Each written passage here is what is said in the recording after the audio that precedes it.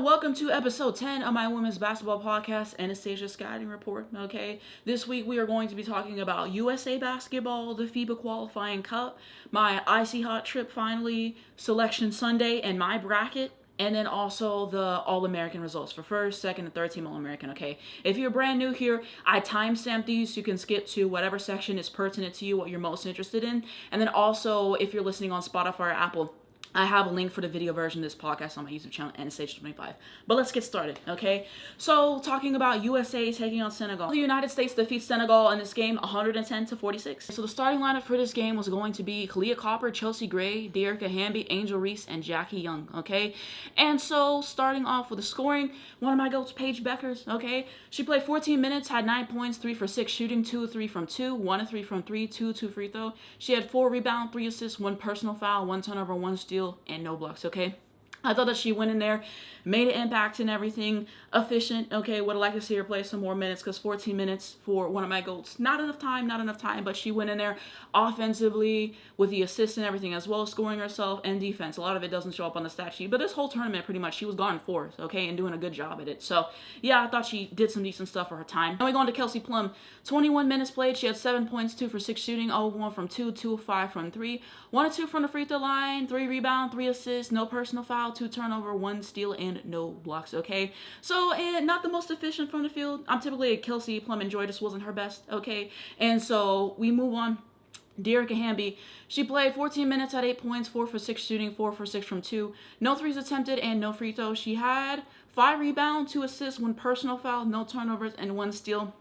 I mean, it's not bad from the field. It was efficient from the field. The defense, I have words for that later. And Kelsey Plum for that matter, too. Now on to Collier. She played 12 minutes, had 10 points, 4 for 8 shooting, 4 of 6 from 2, 0 of 2 from 3, 2 of 2 free throws. She had 1 rebound, 1 assist, 3 personal fouls, 2 turnover, 1 steal, and no blocks and everything. And so, yeah, I think that it was some decent stuff with the scoring. I think there's just sometimes where it's like she takes harder shots than she needs to, and sometimes she could definitely kick it out. But, I mean, she was efficient in this game. Okay. And then we go on to Chelsea Gray. She played 11 minutes, had 3 points, 1 for 2 shooting. She had no free throws in this one, 1 of 2 from 3, and she had no free throws, okay? She had 2 rebounds, 1 assist, 3 personal foul, 2 turnover, and 1 steal, okay? So I wasn't pleased. Let's put it that way. We go on to Angel Reese, okay? She played 17 minutes, had 6 points, 2 for 3 shooting, 2 of 3 from 2, no threes attempted, 2 of 2 from the free throw line, 8 rebound, 1 assist, 4 personal fouls, and she had 3 turnovers, no steal, and no block, okay? Again, going in there, making an impact on both sides of the ball. We know she's going to get the rebounds. We know she's going to play some hard-nosed defense and do the dirty work. So I thought she did good in her time. From what I can remember, some of these plays like bleed together, and so I might think of plays from one game and it's from a different game, but she had a decent game for a time. Ryan Howard. So she played 21 minutes, 21.6 for 8 shooting. She had no 2, 6 of 8 from 3, 3 of 3 from the free throw line, and she had 5 total rebounds, 2 assists, 1 personal foul, 1 turnover, 1 steal, and no blocks, okay? Ryan was on fire this game, okay? Just hitting some wide open threes for you, being good on the defensive end too, so it was one of those games where Ryan was playing well, okay? And Ryan's one of those players, she's very streaky. She either goes and she plays well, or it's just not her best game, and this was good Ryan, okay? So she locked in. And then Ray Burrell, she played 10 minutes, okay? Had 5 points, 2 for 3 shooting, 1 of 1 from 2, 1 of 2 from 3, no free throw, and she had 1 rebound, 2 assists, 1 personal foul, no turnover, no steal, and no block. Ray Burrell is hard to evaluate because she's one of those players, whenever you doubt her, she overperforms, and it's just like, I didn't expect that. And then when you give her some credit, she underperforms. So it's kind of like that, and like I said, she's 6'2", but she plays like she's 5'8", okay? And some of the stuff, it's like a cartoon character, okay? But some good stuff in her time. And then we go on to Caitlin Clark. So she played 19 minutes, 17 points, 4 for 5 shooting, no 2s attempted, 4 of 5 from 3, 5 of 5 free throw. She had 1 rebound, 12 assists, 2 personal foul, 3 turnover, no steal, and no block, okay? My takeaways on her in this game is I thought that it was a good game objectively, okay? And this one I felt like she looked more to pass than to score, you know? And I thought she saw a lot of good opportunities, a good connection with Ryan was developed in this game, okay? And just finding the wide open shooter and getting some passes and making some nice stuff. So I thought that was good. The turnovers, not pleased with that, but Caitlin's always going to turn over the ball. And CCFC going to try to tell you that turnovers don't matter, all point guards turn over the ball, blah, blah, blah. Turnovers matter, okay? 3 turnovers is too much for me, okay? And so, yeah, those things remain true, okay? And then also the defense defense is bad. The defense is bad, okay? But yeah, that's my takeaway on Caitlin Clark. Y'all know how I feel about Caitlin Clark in general, okay? I'm not CCFC. We move on to Jackie Young. So she played 20 minutes, had 8 points, 3 for 4 shooting overall, 1-1 from 2, 2 of 3 from 3. She had no free throws in this one. 4 rebound, no assist, 2 personal foul, 1 turnover, no steal, and no block. Jackie Young's one of those players. She doesn't need a whole lot of touches to get her shots off and be efficient at that. You know, she can play both sides of the floor. I enjoy her. She can facilitate too, so it's good. Monique Billings, 19 minutes, 10 points, 4 of 8 shooting, 4 of 7 from 2.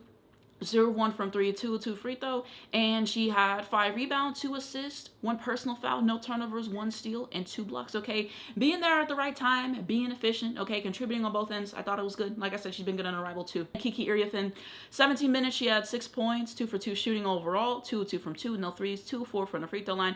She had 4 rebound, 1 assist, 3 personal foul, no turnover, 2 steal, and no blocks. Good in her time. Good in her time for the most part, I would say. And so that is going to be the United States stats. And then I'll put on Senegal stats on the screen so you guys can see that. Okay. Advanced stats. So biggest lead was 66. Biggest scoring run was 15-0. Time leading was 38-39. Only 1 lead change in this game. And then for Senegal, biggest scoring lead was 1. Scoring run was going to be 5-0. And time leading was 5 seconds. Okay. Shooting percentage, we shot 61% from the field, and so we shot 66% from 2 and 54% from the 3-point line, 86% from the free throw line, 110 points in the game, okay, 47 rebound, 11 offensive rebound, 36 defensive rebound. You had 30 assists, 9 steal, 2 block, 15 turnover, 22 personal foul, okay, and then 28 points off turnover, 16 fast breaker transition points, 24 second chance points, 34 points in the paint. For Senegal, you had 26% from the field overall, Lord, 31% from 2, 15% from 3, 59% from the free throw line. You missed that many free throws. 46 total points, 26 rebound. You have 12 offensive and 14 defensive, 6 assists, 9 steal, 1 block, 20 total turnovers in this game, and then you had 21 personal foul. 7 points off of turnovers, 8 fast break points. You had 9 second chance points, and then I can't see the points in the paint, okay? So that was the gist for game 1. That was the gist for game 1, okay? And now to my overall takeaways on this game, okay? So the starting lineup was not giving. It really was not. It was painful to watch, okay? And she changed the lineups every single game, so you'll see some changes with that as I keep talking, but was not a fan of the starting lineup in this game, okay? I think that whenever you got to the second lineup with, like, Caitlin and Ryan, I think that's when this team kind of started to get some life offensively and things started to pick up and everything, and they had some chemistry there like I was talking about. And so there's that. The first lineup she had Paige in, that was the one with Ka and Chelsea, I believe. Not a fan of that. Not a fan of that at all, okay? And then I think that the second lineup that she had Paige in was really good. This was the one with Paige, Caitlin, Angel. I think Monique Billings was in there, one of the better lineups of the game. At this point, I still wanted to see Paige play with Kelsey Plum, which we got, and I will talk about, okay? And so I think Paige and Angel play really well together. They play off of each other, especially seeing them play defense together throughout this whole tournament moment, okay? Just so cool, just so cool. Like, they know that they can trust each other and everything. And one of the games, they were up by 40, and Angel was playing full court press. Like, just a love of the game, just a love of the game. So I thought that, you know, they just feed off of each other really well. I would love to see Angel in Dallas because she can score, she can rebound, which we needed, and the defense in the post was one of our weakest areas last year. So I would love for that to happen, for Kurt to make something happen for me, because we suffered enough that first year and everything, but I did enjoy that, okay? And so I think the lineups without Chelsea Gray and Ka, like, they flowed better, because I think when you play Caitlin and Paige at the same time, Paige can play the 1 through the 3 and stretch 4, you know, if necessary. And so that gives Caitlin the opportunity to play off the ball, which is something that she has to learn. 1, and 2, she does not like ball pressure, okay? She cough up the ball like there's no tomorrow and everything. It really bothers her. And so to have the opportunity to pass off the ball to somebody that, you know, she can trust and everything, somebody who can facilitate and give her the opportunity to cut and get some open looks and everything, like, that's good for her objectively and stuff. And then Paige is going to help with the defense, because I already talked about Caitlin's defense. So I think that that's something positive, and I think that the spacing on the floor flowed better, the scoring, like, we got in a groove and all that other stuff. So I like that more, okay? And I really do think that we got to go young for the Olympics. And I had conversations with my friends about this, and I know there's a whole seniority thing going on, but the rest of the world is catching up. The rest of the world's catching up, 1, and 2, we have a lot of young talent. I'm sorry. Paige should be starting come Olympic time. Like, and it shouldn't be a hot take if you watch what she did in the FIBA qualifying cup. But yeah, Paige has proven that she's more than capable. This is generational hoops. hoops, okay? And now I got some photos on the screen. So this is going to be, one of them is from the photo shoot because it was T, and then some is in like the white uniforms. I think the white uniforms are cool, but yeah, the photo shoot was T. We got some photos from Paige. The one with the basketball I thought was cool. I have some photos for Angel because y'all know those are my 2 favorites. Okay, so that's some of the stuff for game 1, okay? Next up, we had game 2 versus Puerto Rico, and so we got that dub 91-48. We look on to the starting 5, which is going to be Monique Billings, Paige Beckers, Chelsea Gray, Kiki Iriafin, and Kelsey Plum, okay? And starting off again with one of my goats, Paige Beckers. So she played 21 minutes in this game. She had 16 points, 7 for 12 shooting, 5 of 7 from 2, 2 of 5 from 3, no free throws attempted, okay? And she had 4 rebounds, 3 assists, 2 personal foul, no turnover, thank you, 3 steal, and 1 block, okay? Paige was fantastic in this game. Paige was fantastic in this game, okay? Just the ability to score at all 3 levels, it don't matter. She was hitting the threes. She was hitting that midi, that pull-up. It's just a dime, okay? Finishing at the rim, like, that's what you saw her doing. And then just elite defense as well. The ability to facilitate, the ability to play multiple positions and be versatile. And just make it look easy. And just make it look easy, okay? So, yeah, Paige, it was just so good. Like, I'd be forgetting specific plays, but she tore, okay? And playing Paige for an extended amount of time and starting Paige can only be a good thing. It can only be a good thing when you put the ball in Paige Becker's hands, okay? And she showed you that in this game. You know, she was wonderful. She was dynamic, okay? And she was your player of the game, by the way. Thank you. Richly deserved, okay? But yeah, she was on fire. And then we had Kelsey Plum, 21 minutes played. She had 12 points, 4 for 9 shooting, 2 of 4 from 2, 2 of 5 from 3, 2 of 2 free throw. And you had 3 assists, no personal foul, no turnover, 2 steal, and no block, okay? And so, yeah, Kelsey Plum made down in this game for me. I'm pretty sure this is the one where we got to see her and Paige's 2-man game. Generational, mind you, okay? And I said in real time when I reviewed it on my TikTok account that I wanted to see that. And this is the benefits that we got from that. You can just tell that they know how each other likes to play. Kelsey setting up Paige for so many open looks and vice versa, okay? And, you know, Kelsey Plum can play the 1 or the 2. So I thought that it was a good lineup. I thought that it was a fun lineup. I thought that this is something that the fans wanted to see, okay? Like, it was everything. It was everything and more, okay? So extremely satisfied with how that went, okay? And I'm glad that we got to see it. And so hopefully that's something that we lean on more in September and also in the Olympics too, okay? So I was very pleased. Okay? And I said before that I like Kelsey Plum, okay? And so I feel like I don't do enough PR for her and everything, okay? That 40 ball she had on Unrivaled, that will not be forgotten for one. And so I got to up my PR for Kelsey Plum, okay? Because Kelsey Plum is one of the funnest guards in the league, and she's one of my favorites. But that performance won't be forgotten. Oh, this demon. Dearica Hamby, 19 minutes. She had 2 points, 1 for 2 shooting, 1 of 2 from 2. She had no 3, 0-2 from the free throw line. And she had 3 rebounds, 3 assists, 3 personal foul, 2 turnover, no steal, and 2 blocks. Not great, okay? We move on. Collier Copper. She played 13 minutes, 6 points, 2 for 5 shooting, 2 of 3 from 2, and 0 of 2 from 3, 2 of 2 free throw. And she had 2 rebounds, 1 assist, 1 personal foul, 1 turnover, 1 steal, and no blocks, okay? Not the best, okay? We go on to Chelsea Gray, 16 minutes. She had 1 point, 0 for 3 from the field, 0 of 1 from the 2, and 0 of 2 from the 3-point line, 1 of 2 from the free throw line. And she had 4 assists, no personal foul. She had 1 turnover, I believe, 2 steal, and 1 block.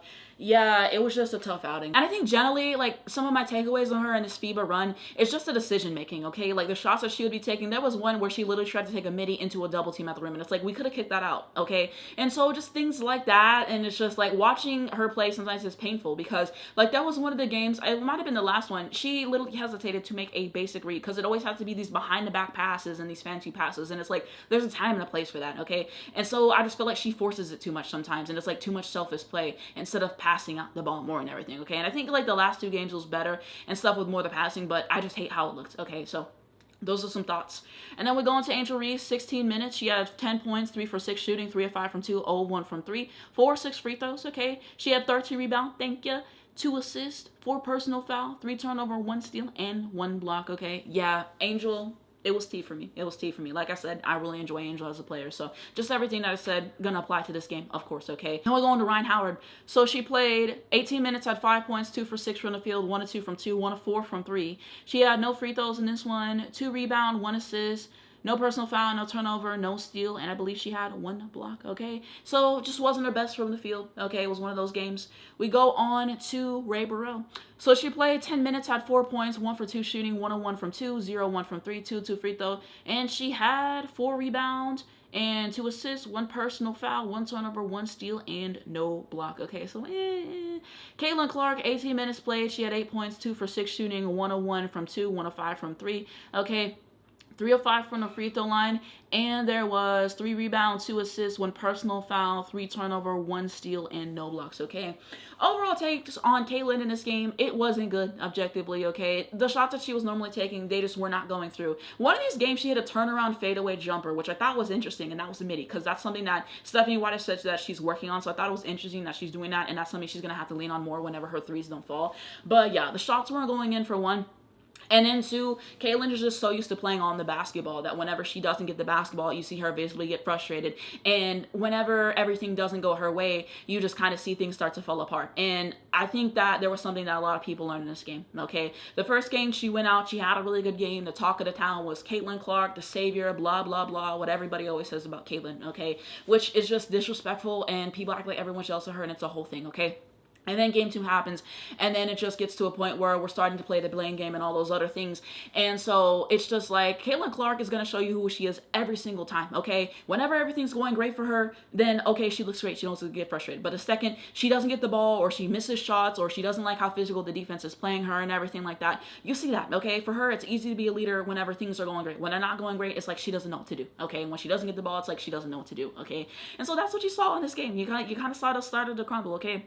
And after the first game, I saw all these Paige, Angel, and Caitlyn edits. And I said, no, no, no, Michael Jordan, okay? I was not about to fall for that propaganda, okay? And some of y'all did, and some of y'all did. And y'all saw what Caitlyn Clark FC been saying about Angel for years and everything, okay? My first year, I was a fan of the W and everything. I thought, oh, it was all of her fans, that she had nothing to do with it. The second that she pushed Angel and everything, I'm like, yeah, no, you cultivated that fan base and everything. So y'all had to learn the hard way. Y'all had to learn the hard way, but I was not falling for that. I was not retweeting any Caitlyn Clark propaganda, okay? Because I knew. And the stuff that her fans say about Paige and everything as well too, absolutely not, okay? So we not having unity. I watch these games because Angel and you had Paige being a part of it, okay? And I wanted to tune in for that. But this was never Caitlyn Clark FC. So y'all had to learn that, okay? But these are things we already knew. And please keep that in mind for the future. It takes anything for some people to get in that, okay? And some people talking about, oh, Paige to the Fever.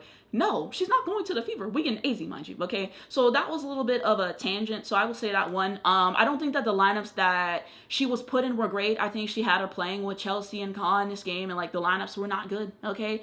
And then, like, whenever she was in there, like, she wasn't seeing the ball, and you could see some frustrations in there and everything. But also, like, if Caitlyn is as great as they're touting her to be, then you would have made something shake, okay? Because when she put Paige in those lineups, Paige still found a way to make something shake. So I think multiple things can be true, but at the end of the day, didn't really make anything shake. The shots didn't go in. So we move on to Jackie Young. She played 9 minutes, had 9 points, 4 for 4 shooting, 3 of 3 from 2, 1 of 1 from 3. Okay, she had no free throw, and she had no rebound, 3 assists, 1 personal foul, no turnover, 2 steal, and no block. Okay. And so, yeah, I mean, she literally made all her shots, nothing to complain about. Okay, efficient, and, you know, the silent assassin for a reason. So, shout out Jackie Young. We go on to Monique Billings, 20 minutes played. She had 8 points, 3 for 6 shooting, 3 for 6 from 2. No threes, 2 of 3 from the free throw line. And you had 3 rebounds, 2 assists, 1 personal foul, no turnover, 1 steal, and 2 blocks. So, again, good stuff, efficient, getting it done on both sides of the floor, can't complain. And then we go on to Kiki Iriafin. She played 13 minutes, had 10 points, 5 for 5 shooting, 5 of 5 from 2. No threes, no free throw, and she had 5 rebounds, 2 assists, 4 personal foul. And she had 2 turnover, no steal, and no block. The fouling, that's what irritated me, okay?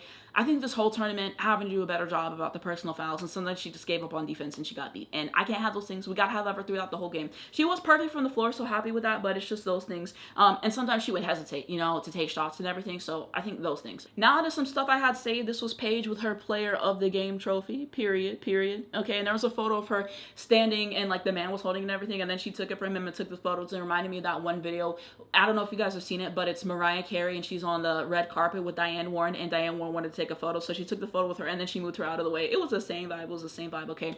And then I had this edit by one of my mutuals on Twitter, at Ball and Hoop, okay? They're the same person who made my cover art for my podcast, so, you know, huge shout out to them. They're always making good edits, but this was an edit of Paige for USA Basketball. That was cool. And then you see, like, her edited on the jerseys. You're like, this is just some great graphic design. And then they also did one for Paige and Angel, the Paige duo, okay? So that was tea from, you know, their days earlier with the USA basketball team and everything. So I thought that was really cool. So I wanted to share those edits, okay? This was some stats for Paige, okay? And so this might be a little bit early. I might have put it in the wrong place. But this was through her first 3 games. So she had 12.3 points per game, 55% from the field, 44% from 3, and she was 100% from the free throw line. So we love it, even though I put that one a little bit early by accident. And then here's everybody for Puerto Rico, so you can see that. For us, biggest scoring run was going to be 12-0, time leading 39-32, no lead changes. For them, biggest scoring run was 6-0, and then time leading was 0 seconds. So that's kind of crazy. Okay, and so in this game for us, from the field, 52% total, 67% from 2, 26% from 3, 66% from the free throw line. Okay, and then you had 91 total points for us, 48 rebound, 14 offensive, 35 defensive. Okay, and you had 28 assists, 14 steal, 8 block, 14 total turnover, and you had 18 personal foul. Okay, points off turnovers are going to be 21, 19 fast breaker transition points, 17 second chance points, and 38 points in the paint. And then for Puerto Rico, 29% from the field, 27% from 2, 31% from 3, okay? 87% from the free throw line, and so they have 48 total points, 30 rebound, 10 offensive, 20 defensive, 11 assists, 5 steal, 4 block, 18 turnover, and you had 18 personal foul. They had 4 points off turnover, 6 fast breaker transition points, 12 second chance points, and 14 points in the paint, okay? And then here's a photo of Angel that I wanted to share, okay? So I wanted to share that on the screen. So overall takeaways on this game, Paige, player of the game, things that we needed, okay?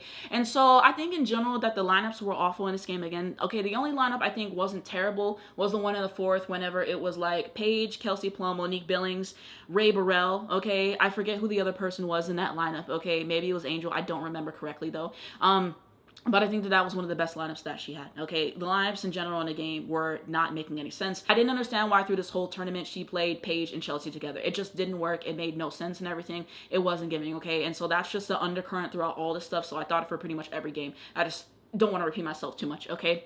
And so she had a lineup that was Chelsea Gray and Kelsey Plum and Paige, and I forget who the other two were in it. I think it was more so the starting lineup. But Paige and Kelsey were the only one who were making something shake with a 2-man game. Everyone else is kind of just there for me. Okay, so we had that. Like I said, the lineup she put Caitlin in were awful because she needs the secondary ball handler because of the ball pressure, like I talked about. She works best with Paige. Like I said, if you are good as that people said you were, like you could have made something shake. Okay, y'all know I'm not Caitlin Clark FC. Okay, and the fan base racist, homophobic, like I already said, and they weird and make fun of injuries. So things I don't appreciate. I wanted to see more Angel and Paige minutes. Okay, I forgot about this, but the lineup with Caitlin and Kyle was bad. Chelsea and Kyle, the last 2 games were not moving me, okay? It wasn't adaptable basketball. It was selfish, okay? The bad defense was not pleased by that. I hated the turnovers, the officiating. Our players got fouled multiple times and did not get to the line. That was one of these games where Paige took a 3. She got fouled and she did not get to the free throw line, okay? So I was irritated by that. I don't remember which game it was, though, okay? And Puerto Rico was physical, definitely. And Angel got hacked in the paint throughout, pretty much every game. So there's something there, okay? Next up, we have the United States taking on Italy, okay? United States won 93-59, okay? And then the starting 5 for this game was Collier Copper, Chelsea Gray, De'Erica Hamby, Ryan Howard, and Jackie Young. This lineup, Lord, okay. Paige in this game, 23 minutes, 12 points, 5 for 8 shooting, 4-7 from 2, 1-1 from 3, 1-1 from the free throw line. She had 1 rebound, no assist, 2 personal foul, 1 turnover, 1 steal, and 1 block, okay? So this was the game where Paige really heated up in that fourth quarter, okay? She was not going to be denied. She was not going to be denied. And I just love that whenever Paige is like, you know what? Let me get something, okay? And let me make something shake. And somebody said, like, whenever Paige starts doing the ball in between the legs thing, whatever, she's not passing. And they kind of ate that. They kind of ate that because it's so true. But yeah, she really cooked in the fourth quarter. Like I said, impactful, both sides of the ball, offense, defense. You already know what Paige is going to do. Okay, so just enjoyed it. And we had Kelsey Plum, 19 minutes. She had 9 points, 3 for 7 shooting, 2 of 3 from the 2 and 1 of 4 from 3, 2 of 2 free throw, and she recorded no advanced stats. Okay, so that's kind of crazy. Like, no assist is kind of like, yeah. So, I don't know, a couple good plays. Not her most efficient. We go on to De'Erica Hamby, 19 minutes. She had 6 points, 2 for 3 shooting, 2 of 3 from the 2 and no threes, 2 of 2 from the free throw line, and she had 9 rebounds, 5 assists, 3 personal fouls, 2 turnover, 2 steal, and no blocks, okay? So she finished off with like a really impressive stat line. Generally I feel like Hamby's kind of struggled in USA basketball. I might have said that earlier and I might be forgetting. But she finished with a respectable stat line, okay? Collier turned it on this game, okay? She played 19 minutes, 15 points, 6 for 9 shooting, 4 5 from 2, 2 4 from 3, 1 of 2 from the free throw line, okay? And she had 1 rebound, no assists, 2 personal fouls, no turnovers, 1 steal, and no blocks, okay? When the ball going through the hoop, it's a good day for Cobb, okay? Those first few games were painful because we saw all of these, like, contested layups and everything, and it was kind of a hard watch, and they weren't going in, bro. There was one game where she literally missed 2 layups back-to-back or something, and that was back-breaking for me. Like, I don't know if I said this here, but I am a Collier Copper enjoyer. I think she's the best player on the Phoenix Mercury and everything. So I think also how you look in the W, it's going to be different in terms of the context of USA basketball and everything. Like I said, there has to be that adaptability there, okay? But when the ball go through the hoop for Cobb, yeah, she was balling, okay? And so she had a really good game. So shout out to Cobb for this game. And then we go into Chelsea. 21 minutes played, 11 points, 4 for 7 shooting, 3 of 4 from 2, 1 of 3 from 3, 2 of 2 free throw. And she had 3 rebounds, 8 assists, no personal foul, 1 turnover, no steal, and 1 block, okay? So this was one of her better games. She might have been player of the game if I'm remembering correctly and everything. And so I think that she was taking a lot of the similar shots that she took the first 2 games. I think the only difference was that they were going in, okay? So her shots were going in, still taking some contested stuff, and I'm kind of like, but they went in, and I appreciated her getting Angel involved and getting Angel a couple assists, okay? And so, yeah, I think it was better, okay? And then we go on to Angel Reese. She played 13 minutes, had 5 points, 2 for 4 shooting, 2 4 from 2. No threes, and 1 of 1 from the free throw line, okay? And then she had 7 rebounds, no assists, 2 personal fouls, 1 turnover, no steal, and no block. I would have liked to see her get some more looks for sure, okay? And then this was the game she only had 13 minutes in, which I thought was ridiculous, okay? I think this was the point whenever Nate took over, if I'm remembering correctly, okay? Because Kara Lawson had to go back to Duke for Selection Sunday and for the March Madness tournament. So 13 minutes for her was agreed. So I wanted to see her play some more minutes and get some more touches, but finding a way to be impactful, as always, okay? And so then we continue on to Ryan Howard. 20 minutes, she had 6 points, 2 for 2 shooting, and she had no 2s, 2 from 3, no free throws, and no recorded stats except for 1 personal foul, 1 turnover. She had 3 steals and no blocks. So this was kind of a rare game because she didn't really shoot that much, but she was still efficient at the same time. So she found the way to be impactful. I wouldn't really say it was a bad game for her, you know, objectively. Ray Burrell, she played 7 minutes, had 2 points, 1 for 1 shooting, 1 of 1 from 2, no 3s attempted, 0-2 from the free throw line. How do you miss both? And all she recorded was 1 steal and no blocks, okay? So, Now we go on to Caitlin Clark. So she played 22 minutes in this one, had 12 points, 4 for 5 shooting, 2 of 2 from 2, 2 of 3 from 3, 2 of 2 free throws, okay? And she had 1 rebound, okay? 5 assists, 3 personal fouls, 5 turnovers, okay? Like I said, you know she gonna turn over the ball, okay? And it genuinely got to a point, we can't make bad decisions like this. Like, it was, yeah, 5 turnovers, okay?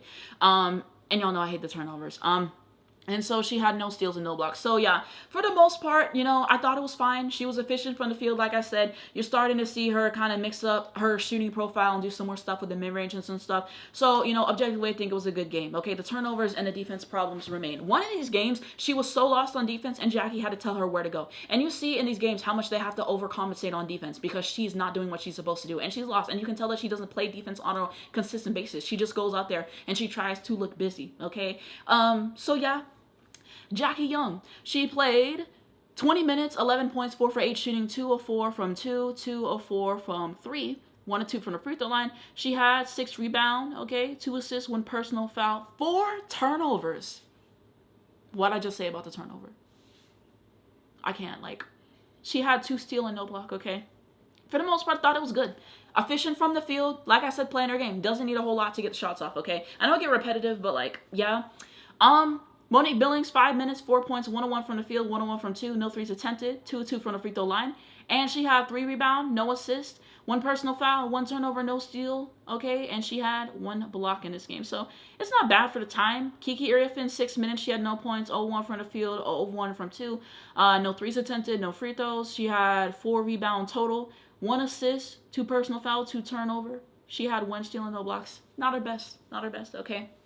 And then I will put up the stats for Italy in this game so you guys can see those things as well. So we had the biggest lead of 34. Biggest scoring run was 10-0. Time leading was 36-39. 2 lead changes, 3 times tied. For Italy, biggest lead was 2. Scoring run 8-0. And then time leading was 114. Okay. And so we look at everything from the field. We were 61% from the field, 65% from 2, 52% from 3, 77% from the free throw line. You had 93 total points, 37 rebounds, 7 offensive and 30 defensive, 21 assists, 11 steal, 3 block, 18 total turnover, and you had 17 personal foul. And then we have 15 points off turnovers, 7 fast breaker transition points, 7 second chance points, and 30 points in the paint, okay? For Italy in this game. 37% from the field overall, 38% from 2, 35% from 3, 64% from the free throw line. Okay, you had 59 total points, 25 rebound total, 9 offensive and 16 defensive rebounds. You had 13 assists, 8 steal, okay, 5 block, 16 turnover committed, and 15 personal foul, okay? 11 points off turnovers, 2 fast breaker transition points, 6 second chance points, and then you had 24 points in the paint. Overall takeaways on this one, this was the one, like I said, I believe Nate Tibbetts took over, okay? And you saw him doing the lineups. And for him as a coach, he can't really coach to me, no shade. And the starting lineup, they figured it out eventually. Was it my favorite to watch? No. Like I said, when you mix the younger players with the vets, it gets stagnant, okay? And you be seeing the vets pass the vets the ball, and not like it just is not good incorporation, okay? I feel like if you're gonna do the vets, then have it be 3 younger players and 2 vets. I feel like that works better, okay? And so I feel like when you have the lineups with Paige, Caitlin, and Kelsey Plum, it does not work, okay? I think it just messes up the spacing of the floor and just the flow of it, okay? Because those are 3 more ball-dominant players, and Paige and Kelsey can play off the ball, but still, it just doesn't work for the flow, okay? And so I think that the 2-guard lineups work better, and I just don't think that you can put Caitlin and Kelsey on the floor at the same time because the defense is so bad, okay? And I might do lineups like that in September, and it might fare better whenever you have lineups with, like, an Asia Wilson and Brianna Stewart and a Napheesa Collier. You know, that will certainly be helpful. We'll probably get a Leah Boston back then too, an Angel, and so on. But the point is just like, yeah, and then you got to limit the turnovers with that as well. I don't know. I just don't think that that works, okay? And so I feel like whenever you have Kelsey and Caitlin playing at the same time, it's like Caitlin doesn't utilize Kelsey enough. And they kind of started to develop a little something, but I really feel like it's either Caitlin and Paige or you do Paige and Kelsey. You know, I think that those are what works best for the guard lineups. I think 2-guard lineup, it just, the flow is way better than the 3-guard lineups. And I feel very strongly about that, okay? Also, I did want to say, one of the announcers said Kelsey Plum was one of the best one-on-one defenders in the league. And I'm a Kelsey Plum enjoyer, like I said, but let's be for real, okay? And I feel like you didn't really get to see Ryan and Paige kind of like 2-man game in a sense, like how they played together. Because I think that was the one when you had Chelsea in it. So I don't know, it just didn't work. And then Chelsea and Caitlin lineup was terrible, okay? The veteran lineup in the 3rd quarter was not moving me. Very boring to watch. And so, yeah, I feel like the youngest kind of didn't get to play enough at that point in the game. And then the 4th quarter, they kind of rectified it, okay? And so I think that the Caitlin and Jackie lineup, like I said, is getting comfortable. Okay, same thing with Kelsey. I think that the young lineups work best. I hated the turnovers. They played some zone on us in this game, and it had us in hell. And that was very shameful for me. And then I think that Kelsey and Jackie are the best connectors between the 2 generations and everything. I think, number one, because of their play style and the way that they play. And yeah, like just trying to find, you know, that open player and just trying to make something shake. So I think that they're the best connectors, and I like to see them play with the youngins, okay? Next up, we go on to USA taking on New Zealand. USA wins 101-46, okay? And the starting lineup for this game, Monique Billings, Caitlin Clark, Chelsea Gray, Dearica Hamby, and Kelsey Plum, okay? And so, starting off with Paige in this game, she played 24 minutes, 7 points, 3 for 8 shooting, 2 of 5 from 2, 1 of 3 from 3, no free throw, 3 rebound, 3 assists, 2 personal foul, 1 turnover, 3 steal, and no block, okay? Not a best day from the field, but Demon comes back, we always know, 1, and 2, like I said, being impactful. The defense by her is so good. And one of the games, she literally blocked the 6'8" center, I believe, and then she got an assist to Kiki in transition. It might have been this one, but you know, plays like that, I appreciate that. And she literally said in one of her interviews, she was like, basically, anybody can score 30 whenever you want. You know, she's like, what is something that I can do to kind of like set myself apart and everything? She just wanted to do the dirty work. So I appreciated those things. Kelsey Plum, 18 minutes, 10 points, 3 for 5 shooting, 1 of 2 from 2, 2 of 3 from 3, 2 of 2 free throw, and 1 rebound, 5 assists, no personal fouls, no turnovers, okay, playing clean ball, 1 steal, and no blocks, okay, so I thought she looked good. Enjoy Kelsey Plum basketball. Dearica Hamby, 10 minutes played, 4 points, 1 of 1 shooting, 1 of 1 from 2, no threes, 2 of 2 from the free throw line, and 2 rebound, no assists, 2 personal foul, 1 turnover, no steal, and 2 blocks, so it was okay. Ka did not play in this game. I believe it was like an ankle injury or some kind of injury. Okay, that's what Nate Tibbetts said. That's what I heard. And so, yeah, Chelsea Gray, 15 minutes, 5 points, 2 of 3 shooting, 1 of 1 from 2, 1 of 2 from 3, no free throws in this one. Okay, she recorded no steps besides 5 assists. She had 2 turnover, 1 steal, and no blocks. So, Angel, 17 minutes, 9 points, 4 of 5 shooting, 4 of 5 from 2, and no threes, 1 of 2 from the free throw line. And she had 4 rebound, no assists, 2 personal foul, 1 turnover, 2 steal, and 2 block. Okay, so I was happy, efficient. One of these games, I don't remember which one it was. It might have been like one of the earlier ones. But I forgot to talk about this. It was when Paige literally got the ball. She gave it to Angel in transition and she scored. Beautiful things, beautiful things. Oh, this IQ. Okay, always gonna have my Paige content ready. So yeah, just really pleased with what she did in the game, okay? And yeah, you can just see how much Angel has really improved in everything just from the time spent in the gym, number one. And then two, she said, I think before the Chicago Sky season started, the last season, that she had to get another surgery on her wrist, and she was playing through that, you know, and still recovering. And so I think that those things, you know, she's really improved and made dividends, and people don't give Angel enough credit, and I don't like those things. Ryan, 17 minutes, 18 points, 6 for 10 shooting. She had no twos, 6 of 10 from 3, no free throw, and she had 2 rebounds, 2 assists, 2 personal foul, 1 turnover. She had 3 steals and no blocks, okay? The Ryan experience, okay? And so it was so funny to me in this game because all she took was threes. And she tried to take a midi, but I'm pretty sure that was when she had the offensive foul. So then you give the other team possession of the basketball. And so, yeah, but she was good. She was good. She was hot. They kept feeding her the ball, and it looked good. So shout out to Ryan, and I believe she got her second player of the game with this one, okay? And then Ray Burrell, 18 minutes, she had 7 points, 3 for 5 shooting, 3 of 4 from 2, 0 1 from 3, 1 of 1 free throw. She had 6 rebounds, okay? No assists, 3 personal foul, 1 turnover, 2 steal, and 3 block, okay? So yeah, it was a good game. It was a good game. On to Kiki. She played 18 minutes, 9 points, 4 6 shooting overall, 4 6 from 2, no threes, 1 and 2 from the free throw line, okay? And she had 8 rebounds, no assists, 2 personal foul, 1 turnover, 2 steal, and 1 block. So doing some good stuff on both ends. So it was good for the most part from what I remember. And then I have some photos of Paige and some Paige stuff. Yes, Paige assisting Angel in warm-ups needed at Dallas, okay? So I had to throw those things in there. And then I'll put up New Zealand stats on screen so you guys can see those things, okay? And now overall stats. So we were 59% from the field, 66% from 2, 48% from 3, 77% from the free throw line, okay? 101 total points, 32 rebound. You had 5 offensive rebound, 28 defensive rebound, okay? 29 assists, 17 steal, 9 block, 10 turnover, and you had 17 personal foul. 44 points off turnovers, 15 fast breaker transition points, 1 second chance point, 42 points in the paint. Points from the bench was going to be 58. And then for New Zealand, 31% from the field, 30% from 2, 33% from 3, 50% from the free throw line, 46 points, 36 rebounds total, 12 offensive, 24 defensive, 10 assists, 5 steal, no block, 28 turnover, 11 personal foul, 6 points off turnovers, 3 fast break points, 4 second chance points, 20 points in the paint, okay, and 16 points from the bench. The lead tracker, biggest lead for us was 58, scoring run 21-0, time leading 36-32, times tied 2, 3 lead changes. For New Zealand, biggest lead was 2, scoring run was 7-0, and percent led was 53 seconds, okay?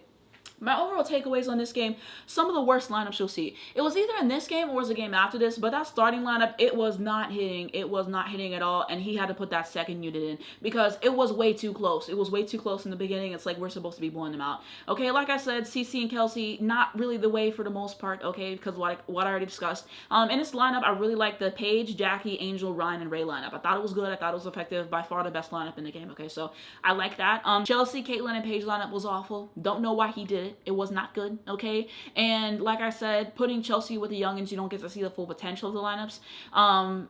Team defense in the gutter, veterans mainly only passing to each other. Now we go into the last game, okay? So we had the U.S. taking on Spain. U.S. ended up getting the dub 84-70, okay? Then we go into starting 5, Collier Copper, Chelsea Gray, De'Erica Hamby, Ryan Howard, and Jackie Young. That's for this one, Paige. 19 minutes played, 4 of 9 shooting, 3 of 6 from 2, 1 of 3 from 3. No free throws in this one, 2 rebounds, 2 assists, 3 personal foul, 1 turnover, no steal, and 1 block. So I feel like it was a decent game for Paige. She made something shake, so I will take it. I will take it. I forgot to say, this was a play in one of the games. I don't remember which game, but it literally was Kiki getting the ball, and then she passed to the Paige for the 3-and-1. Oh, that was T for me. I almost forgot that play. Then we have Kelsey Plum, 21 minutes played. She had 18 points, 7 for 9 shooting, 4 of 5 from 2, 3 of 4 from 3, 1 of 2 from the free throw line. Okay, you had 3 total rebound, 1 assist, 2 personal foul, 1 turnover, 1 steal, and no blocks. Okay, looking good, looking good. Okay, when you leave Kelsey Plum open in that corner for 3, she's taking it every time, and she's probably gonna drain it. Okay, so just really enjoyable to watch. I feel like after the season, you kind of see her lean into more of that midi and that fadeaway at times, which is cool. Okay, like I said, that defense, it gets to a point. Okay, we're going to De'Erica Hamby, 21 minutes played, 14 points, 7 for 10 from the field, 7 of 9 from 2, 0 1 from the 3, no free throw. She had 7 rebound, no assists, 1 personal foul, no turnover. She had 4 steals and no blocks. So offensively, she had a good game. She had 4 steals on defense, so I will give her that, but her on-ball defense was terrible. She got cooked the entire game. Very shameful defensively, okay? So I was not pleased by the defensive performance in this game. You got beat over and over and over again. So those are things that frustrated me. Sorry for any background noise, y'all. It can kind of be distracting. I'm gonna try to lock it in focus, but we continue on. Okay, we go into Ka. So she played 24 minutes, had 20 points, 7 for 12 shooting, 3 of 5 from 2, 4 of 7 from 3, 2 of 2 from the free throw line, and she had 2 rebounds, no assist, okay, 1 personal foul, no turnover, no steal, and no blocks. Okay, again, getting the ball to go through the hoop. This was a really good way for her to end out everything. I still never found out who officially was the last player of the game. Did they announce that? Did they announce it? I would assume it was her, because she had a really good game. But yeah, she put the ball through the hoop. That's what it's about. And so it was a good game. Chelsea Gray, 26 minutes played. She had 8 points, 3 for 6 shooting, 3 of 5 from 2, 0 of 1 from 3, 2 of 2 free throw, okay? And you saw 2 rebounds, 4 assists, 1 personal foul, 4 turnovers. Oh my God. And she had no steals and no blocks. I hate the turnover. I hate the turnover, truly. Angel Reese, 18 minutes played, 4 points, 1 for 5 from the field, 1 for 5 from 2. She had no threes, 2 of 2 from the free throw line. And you saw a rebound, no assist, 3 personal foul. You had 1 turnover, no steal, and no block. Okay, not her best day from the field. In general, as a team, it was only a couple people who shot efficiently from the field and everything. So I think that part of that was fatigue, and then part of that was her getting hacked in the paint and then not calling stuff. But you know, did her best. Okay, and I always appreciate that she gets 100% regardless. Okay, and then we go into Ryan Howard, 19 minutes played. She had no points, 0-4 from the field, 0-1 from 2, 0-3 from 3. She had no free throw. And you saw 2 rebounds, 3 assists, 2 personal foul, 1 turnover, 1 steal, and no blocks. Okay, again, not her best. Ray played 1 minute. She recorded no stats. Caitlin, 22 minutes played, 7 points, 2 of 7 from the field, 1 of 2 from 2, 1 of 5 from 3, 2 of 2 free throw. And you saw 2 rebounds, 7 assists, no personal foul, 2 turnover, 1 steal, and 1 block. Okay, and so yeah, didn't shoot the ball great. Okay, Jackie Young, 23 minutes played, 2 points. She was 1 of 7, 1 of 5 from 2, 0 of 2 from 3. She had no free throws. Okay, she had 5 rebounds, 2 assists, no personal foul, 2 turnover, 1 steal, and no blocks. Okay. Same thing. Monique Billings played 1 minute and she recorded no stats. Kiki played 1 minute. She had 2 points. Okay, 1 of 1 from the field and 1 of 1 from 2. She had no threes and no free throws. Okay, so that's everyone. And then here's some more Pagel stuff. Okay, this photo of them on the bench. This photo, I think that Angel posted on an Instagram. This other photo I forgot to share earlier. Okay, like we always winning. Okay, and now I'll put the Spain stats on the screen. Okay, I did want to shout out Martine. I forgot to say this, but part of the reason why Caitlin didn't shoot the ball well, Martine was all over her and that ball pressure. She ate. So I want to give Martine some shine. I thought Carrera had a good player too. Some thoughts on Alwa fam in general, okay? You see some people after this game saying, oh, she's definitely gonna go #1. She's not a #1 pick to me. She's not a #1 pick to me. I feel like you should take a whole body of work into consideration. I feel she's not consistent. I feel like there's just multiple flaws that people aren't talking about enough. And I just feel like this is generational PR. And, you know, I just feel like the standards are lowered, okay? I just don't know how you don't average double digits consistently and that makes for a #1 pick, okay? With some of the other stuff that I have discussed before about Alwa fam, but I'm just not seeing a #1 pick. I'm genuinely not. And it gets to a point, okay? Because even Jesus rested. So that's some of my takeaways on Alwa fam, okay? And then we continue on with some of the advanced stats. So basically for us was going to be 19. Scoring run was going to be 11-0. And then you had the time leading 35-44. 8 lead changes, 3 times tied. Basically for them was 3 points, 6-0 scoring run, and time leading was 3 minutes. Okay. Advanced stats in this one, we shot 47% from the field. Okay. 54% from 2, 34% from 3, 90% from the free throw line. Okay. You had 84 points. 42 rebound, you had 13 offensive rebound, 29 defensive rebound, 19 assists, 8 steal, 2 block, 15 turnover, which is too many, 13 personal foul, okay? And then 16 points off turnovers, 15 fast breaker transition points, 12 second chance points, and 36 points in the paint. For Spain, 44% from the field overall, 51% from 2, 25% from 3, 83% from the free throw line. You had 70 points, total 29 rebound, you had 7 offensive rebound, and 22 defensive rebound. 25 assists, 8 steal, 3 block, 13 total turnover, and you had 15 personal foul, 13 points off turnovers, 8 fast break points, 2 second chance points, and 38 points in the paint, okay?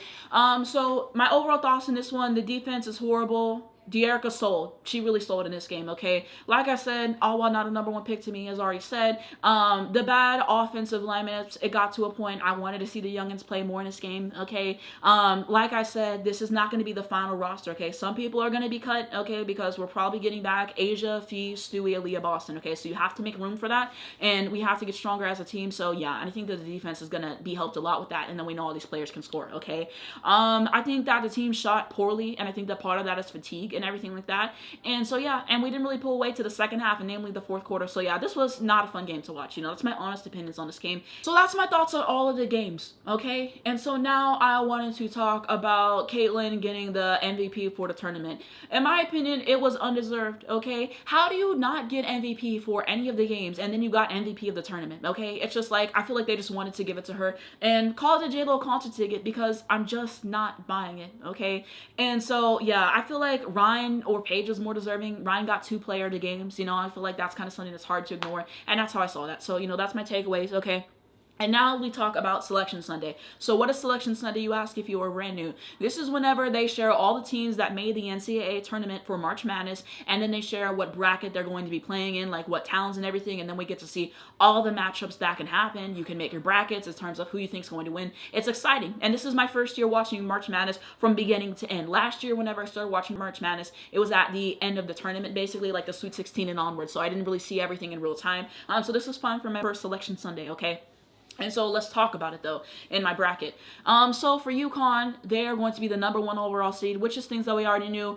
Undefeated, beat everybody. UCLA FC gonna feel how they feel, but at the end of the day, you're gonna have to play good people eventually, and it really doesn't matter what seed UConn was regardless, because we're gonna win, okay? And UConn really don't care. We know that. So they're gonna be matching up against UTSA, which is gonna be the 16th seed. If you guys are curious, the game is going to be 3 p.m. I believe that's Eastern time on Saturday, okay? I might go live for that game on my TikTok profile, Anastasia 250_, okay? I have 2 different profiles. I have that one, and then I have the Anastasia scouting report. On Anastasia scouting report, I'm doing a lot of my reviews and stuff on there because they're not putting me on For You on the Anastasia 250_. Trying to get that back, as I stated, but I might be live for that. So if I am, I'll let you guys know. I'll try to make a community post here. But yeah, 3 p.m. Eastern Saturday, be there, okay? Then we have Iowa State and Syracuse, okay? Maryland and Murray State, North Carolina and Western Illinois, Notre Dame and Fairfield, Ohio State and Howard, Illinois and Colorado, and Vanderbilt and High Point, okay? And so a couple more thoughts.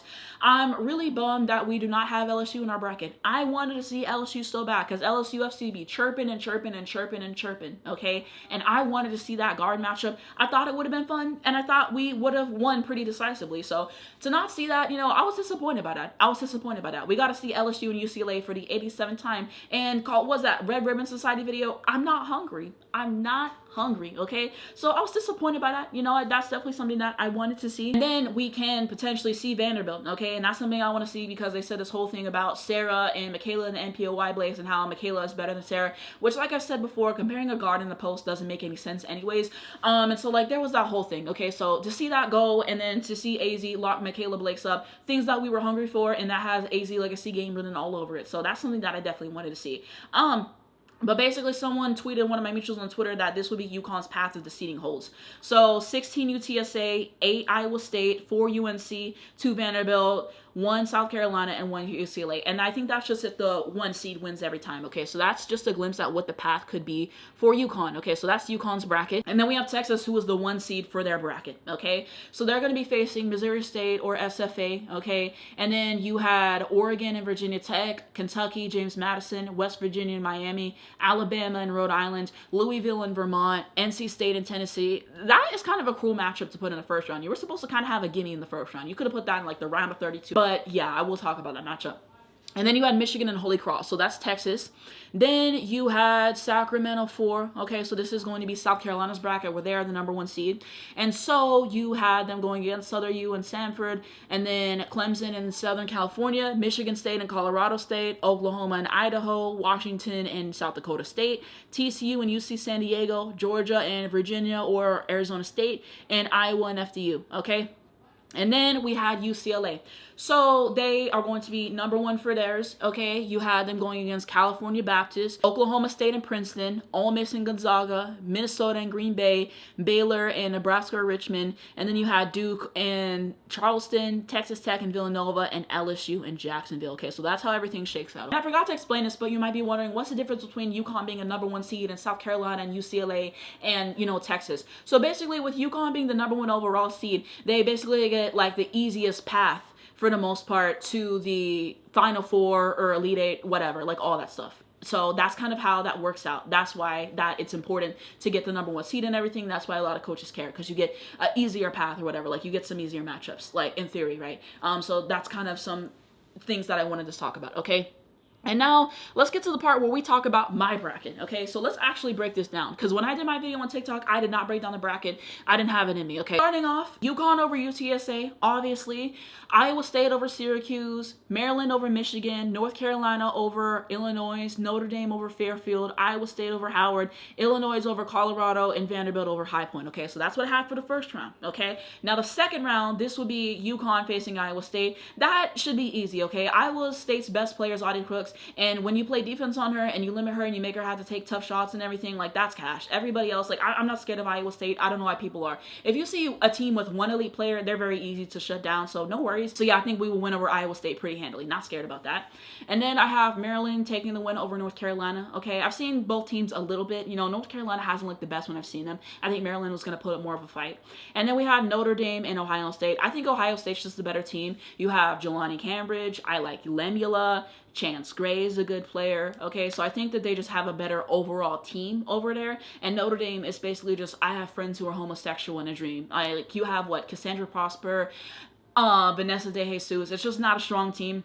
So I have friends who are homosexual, just going to have a legacy game, and everyone else is going to have to be able to pitch in just enough for them to get a win. And I don't see that happening. What I heard from the streets is when the moment matters most, I have friends who are homosexual shrinks in the NCAA tournament. It's true, okay? I saw those numbers in the Sweet 16 last year. It was not pretty, okay? So I think that that's going to happen again. I think Ohio State's going to get this win, okay? Like people said, it should be a good guard matchup between I have friends who are homosexual and Jelani Cambridge, okay? So yeah, I have Ohio State winning that game.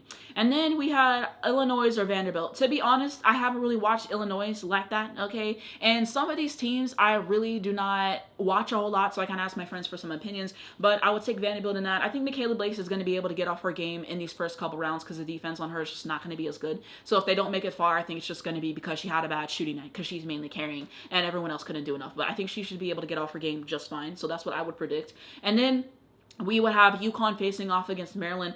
Easy win for UConn. Not worried about it, okay? And then we would have Iowa State and Vanderbilt. And so in this one, I had Ohio State. Like I said, I think just the better overall team. It could go to Vanderbilt, though. It could go to Vanderbilt, okay? This is one of those ones that genuinely could go either way, depending on how each team plays. I think both teams can have vulnerabilities for sure. If Jelani Cambridge doesn't show up, if Michaela Blakes doesn't show up and everything, we'll see how everything kind of goes. So it could go either way. It would be cool if we had the opportunity to play Vanderbilt, because like I already said, Vanderbilt FC talking about all this stuff in the National Player of the Year race, which Sarah will be locking up, by the way, and we will see that. So I think that matchup with the narrative would be good. Like I said, has Azzi's name written all over it for a masterclass offensively and defensively. So I would like to see that matchup, but in my bracket, I put Ohio State, okay? So we'll see how that shakes up. It could go either way. And then I had UConn and Ohio State, okay? And so for me, obviously UConn, okay? And this is a chance to get the Slay Dragons of the past because they lost to Ohio State in the Sweet 16 the year that Paige was out with the ACL, okay? So that's going to be a great opportunity and everything for Azzi to get her revenge, and she will be getting her revenge. We played Ohio State in the regular season.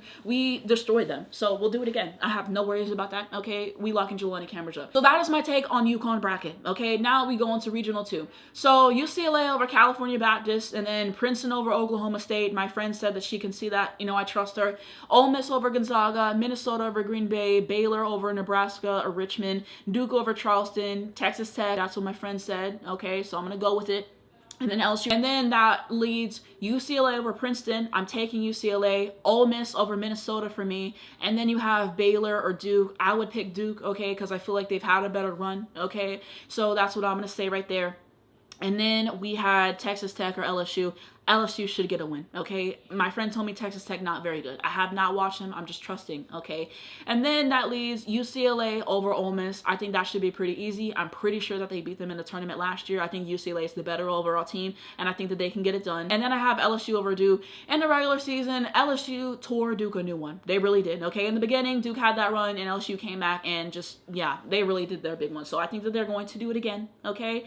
And so then that leads to UCLA and LSU, and I have UCLA winning that matchup. Why do you ask? Because, like I said, it's the undisciplined nature of LSU. With the turnovers, with not consistently running real offensive sets, and you have too much street ball and too much ISO, okay? And then the defense is bad, okay? They do not give 100% on defense, and their guards are inconsistent. Michaela Williams, I don't know what she has for me in the tournament. Flage tends to be disappointing in big matchups, okay? And so then you have players like Zakiya Johnson and Richard. We'll see what they can contribute. Their post players do not move me whenever we're looking at Kate Koval and Amia Joyner in the post. Kim has to get serious about the post next year, okay? I said it multiple times, and I'm saying it again. So I think that UCLA is going to capitalize off of that.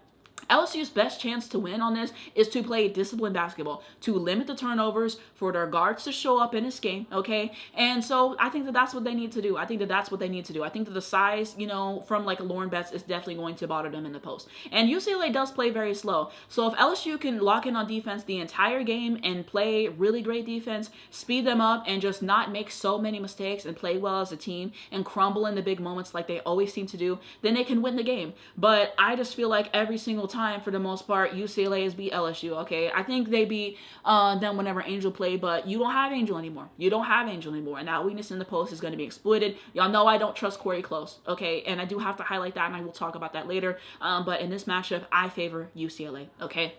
So that's going to be region 2. And then we have region number 3. So that's going to be Texas. So Texas, I have them over SFA or the other team. Oregon over Virginia Tech, Kentucky over James Madison, West Virginia over Miami, Alabama over Rhode Island, Louisville over Vermont. I have NC State over Tennessee. Tennessee, I think that they're falling apart. They lean too much on the 3 ball, and most of the time those things don't be going in. Kim Caldwell, just accept the resignation at that point. I hope you got your bags packed, because you're going to be done this season the way that it's went, and I'm seeing first round exit for Tennessee. So we'll see what happens. They played in the regular season, and I'm pretty sure that Tennessee got beat, and that was a very winnable game, and yet Kim Caldwell did not make the right adjustments and use her timeouts, and she let them get the momentum of the game. So that was on her, and I think that's going to happen again. I think this team's falling apart, and I think a lot of them will be entering the transfer portal, and she will be fired. And you can count that, okay? And then we had Michigan against Holy Cross. Michigan should get that win, okay? And then we're going to the round of 32, I believe. I have Texas over Oregon, Kentucky over West Virginia. They should be able to get that done, okay? And the fact that West Virginia is a higher seed is kind of insane. I'm guessing it's because of their win in the Big 12 tournament, but I think Kentucky's a better team. You have Claire Strack, Tiana Key, and then Toni Morgan. So I think those threes are going to be huge. Hopefully Hassett can show up and bury some threes for you as well, but I think Kentucky's the better team, and I think that they should win that game. And then you have Alabama and Louisville. I hear good things about Louisville. I haven't really watched them that much, okay? Then I have Michigan over NC State. I think they're way better. They should win that game, okay? And if they don't, it's going to be because the guards choked Silas Swords and Olivia Olson, okay? And you can count that as well. And then I believe this is the Sweet 16. Texas over Kentucky. Yeah, they played in the regular season. Ugly game. It was just one of those. Texas won by the skin of their teeth. Madison Booker did not show up, okay? Hopefully this time she does. Like I said, we know she's a choke artist in the big game. So it's just a matter of when that's going to come up in the tournament, because I do feel like it's going to come up again. And I would love to be proven wrong. Madison Booker is a really good player, and I said that before. I like her game, but in the big moments, she tends not to show up, okay? But I'm kind of thinking that they'll lock in and play better than they did the first time. Kentucky's going to be hungry, but I think Texas is the better team offensively and defensively, okay? And so they should be able to beat Kentucky again. And then you had Louisville and Michigan, okay? I think that Michigan should be able to beat Louisville. I feel like Michigan is a really good team whenever their guards show up. They play a really good zone defense, and they make pretty much every game against a big competitor really, really close. Whenever they played us, whenever they played UCLA, there's always that fake 3 at the end that Sila makes, and then they lose the game usually. But I think that they're going to win, okay? And then that leads on to a matchup in the Elite 8 with Texas and Michigan, okay? I like Texas in this matchup because Madison Booker, she should hopefully show up in the game. We'll see how that looks. But even if not, Justice Carlton, we got to make something shake, okay? Rory Harmon, I like Rory, okay? And I think that she can do good things as a facilitator and a defender mainly. Let's see what Jordan Lee has in the tournament. Aaliyah Crum, I don't know. I think she's hurt allegedly, okay? And then better defense too. So this is a matchup that I really wanted to see in the regular season, I believe. So the fact that we're going to potentially get in March Madness, anything can happen. Anyone can be upset. But if we do get this matchup, if the line holds, I would love the matchup, okay? And so if Michigan wins, it's because of the guards. That's what I think it's going to have to take. I think it's going to have to take a Herculean effort, limiting the turnovers, making less mistakes. And sometimes you see Michigan in the first, they get off to a slow start. The second half, they turn it on. You can't do that. You have to come out hot. You have to come out hot. So we'll see, but I like Texas, okay, in that matchup. So then Regional 4, I have South Carolina over SOU or Sam. And then we had Clemson over USC. That's what my friend told me. I trust my friend. USC has not really moved this year. It's just Dazzy Davidson in a dream. And Lindsey Gottlieb cannot coach. She's a Juju Watkins merchant, and she has yet again been exposed, okay? It's like Corey Close. They both can't coach, and they got carried. Because Corey Close gets carried by Lauren Betts as well, which I have said before. And then I had Michigan State over Colorado State because I've seen Michigan State before. I feel like they're good, and I think they'll win. Oklahoma over Idaho. I have Washington over South Dakota State. TCU over UC San Diego, okay? Georgia over UVA or ASU. Iowa over FDU, okay? And then in the next round, okay, we had South Carolina over Clemson, of course. Oklahoma over Michigan State. They should get that win, okay? And then I had Washington over TCU, okay? So I guess technically it'll be predicted as an upset, but TCU's not making it far in the tournament. tournament. Number one, because when you have Olivia Miles as the number one option, there's only so far you can go. They couldn't even win the Big 12 championship. I saw the ending of that game and choke job. It just got to a point. It just got to a point. And she got in foul trouble because she can't play real defense. And that team peaked too early. And I told you guys that in the season, and I saw when they started losing. So I think that they're going to get eliminated in this round of 32. So yeah, I don't see them getting far in this tournament. And if they do, I feel like Washington probably choked the game. But I've seen Washington before. I think that they're a decent team. And I think Washington will get that win against TCU. And you can count that. And then I had Georgia winning over Iowa, okay? It could go either way. Iowa has not impressed me all season, okay? Truly. Hannah Stuelke was 0 points in a Big Ten championship game. And I'm supposed to be moved. I don't know. Iowa has not been good all year for me, okay? So it could go either way. I don't really have a lot invested in the outcome of this game, but that's how I felt. I think Georgia, you know, they beat Vanderbilt in the regular season, and Vanderbilt's a better team than Iowa, you know, I feel like. And so we'll see. But Iowa being a 2 seed in this bracket, I don't even know how we got here. They got beat by UCLA, and somehow they rose up in the standings. And I think that that's ridiculous, okay? Because they got beat by like 50 points or something. And then I have South Carolina over Oklahoma. And the reason being just because they have more experience. They've been here before. Tessa Johnson, I think, will light it up, you know. And then Raven has upped her scoring this year. And then you have Tanaya Latson. You have Medina Okot. Joyce has to show up, okay? Joyce is also a choke artist. Again, you don't know when the Joyce choke job is coming in the tournament, but I know that it's coming. And I want to be proven wrong again, but I know that it's coming, okay? But you still have other people who can kind of help with that. And she doesn't really have a great bench, but I think that they've been here before with the experience in the clutch situations. I trust Dawn. You know, Dawn has done some great stuff with the squad this year. So I think that they'll get the win. Oklahoma, the half-court offense is a mess, okay? And then also they rely so much on transition. When you can't get out in transition, you get cooked. And then also I just feel like they don't have enough help for City Norman. I feel like we know how City Norman's going to get guarded, how she's been guarded the whole season. Reagan Beers continuously gets in foul trouble, so I feel like it's not going to be hard to get her in foul trouble and being able to capitalize off of that in the game. Oklahoma's zone gets fried every game. I think South Carolina can play a much better zone as well. And so yeah, it's worth noting that Oklahoma did beat South Carolina in the regular season, but South Carolina's going to be out for a revenge for sure. And yeah, City Norman really cooked in overtime. And y'all know I'm a City of Norman enjoying everything, but I feel like South Carolina's experience is going to get them over the hump with Oklahoma, okay? But, you know, shout out to City of Norman because I am a City of Norman enjoyer. And then I had Washington winning over Georgia.